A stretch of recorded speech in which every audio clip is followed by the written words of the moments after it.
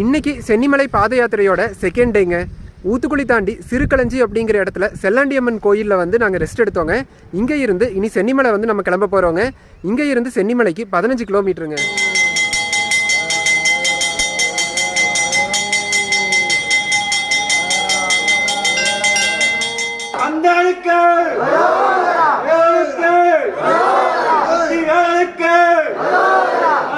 முருகனுக்கு திருச்செந்தூர் முருகனுக்கு சாமிமல முருகனுக்கு சென்னிமலை ஆனவனுக்கு வெள்ளிங்கிரி ஆனவனுக்கு காவிரி பிரியனுக்கு சந்தன பிரியனுக்கு விபூதி பிரியனுக்கு